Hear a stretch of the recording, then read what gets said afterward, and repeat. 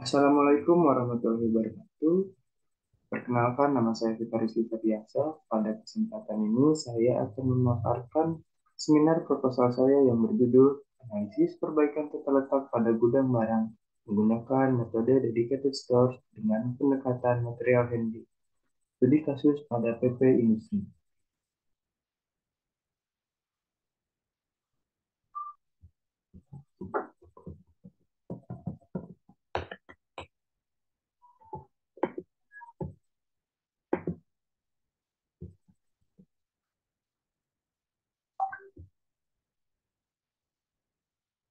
Menurut Biro Pusat Statistik BPS tahun 2017, sektor industri di Kota Bandung terbagi ke dalam beberapa jenis, yaitu satu industri makanan dan minuman, dua industri tekstil dan pakaian, tiga industri kulit, barang dari kulit dan alas kaki, empat industri kayu, barang dari kayu dan gabus, dan barang anyaman dari bambu, ketan dan sejenisnya.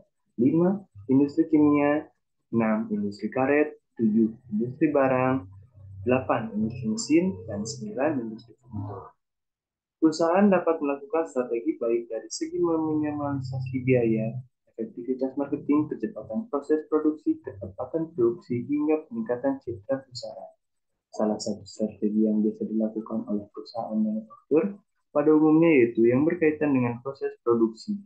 Biasanya, manajemen produksi harus mampu membuat keputusan-keputusan yang berkaitan dengan proses-proses produksi, perencanaan kapasitas, tata letak fasilitas, serta mampu mengambil berbagai keputusan yang sifatnya sangat penting.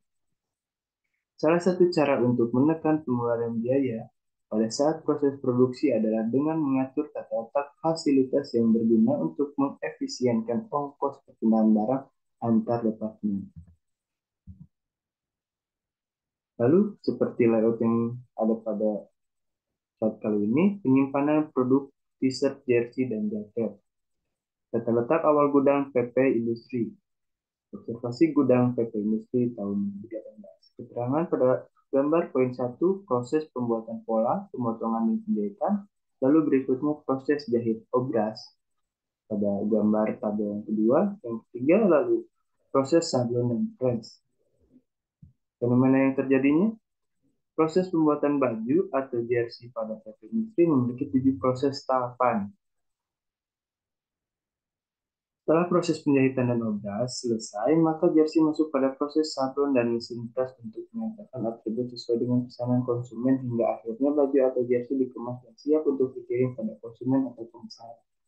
Berdasarkan masalah di atas, maka dirasa penataan ulang tata letak gudang perusahaan menggunakan metode dedicated store. Metode dedicated store menyusun produk dengan menempatkan satu produk pada satu lokasi penyimpanan saja yang didasarkan pada perbandingan aktivitas tiap produk dengan kebutuhan ruang yang dibutuhkan. Kemudian didapatkan urutan produk dari yang terbesar hingga terkecil.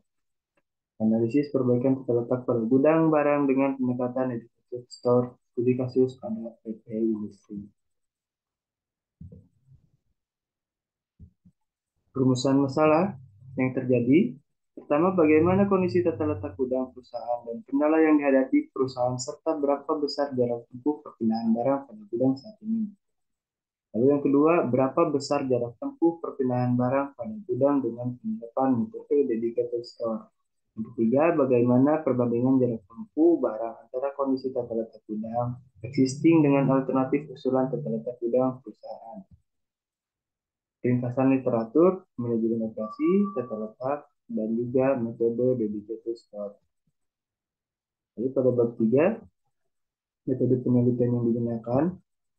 Yang pertama, objek penelitian perusahaan manufaktur PP Industri. Metode penelitian yang digunakan yaitu metode eksplorasi, di mana dalam konteks penelitian, eksploratif adalah salah satu dari metode cara kerja yang bisa digunakan dalam penelitian kualitatif. Teknik pengumpulan data menggunakan observasi, survei, dan wawancara. Lalu operasionalisasi variabel penelitian. Yang pertama, variabel analisis tata letak gudang menghasilkan penggambaran tata letak gudang barang di PP Industri. Faktor yang mempengaruhi penggambaran tata letak gudang, jarak tempuh total penyimpanan, dan pengambilan barang. Lalu subvariabel, faktor yang mempengaruhi penerimaan dan pengiriman barang, kapasitas per slot, dan ukuran gudang. Penerapan metode dedicated store, space requirement, kebutuhan ruang, throughput, penempatan produk, dan jarak tempuh. Rancangan analisis data yang didapat dimulai dari studi lapangan dan juga studi literatur, menghasilkan rumusan masalah, tujuan penelitian, pengumpulan data, wawancara dan observasi, pengamatan, perhitungan throughput, penghitungan space requirement, dan perbandingan TS. Perbandingan TS menghasilkan perhitungan jarak tempuh gudang awal dan usulan. Perbandingan jarak tempuh gudang awal dan usulan, kesimpulan dan saran. Begitulah flowchart penelitian yang saya persiapkan. Terima kasih. Mohon maaf bila ada kesalahan kata dalam penyampaian.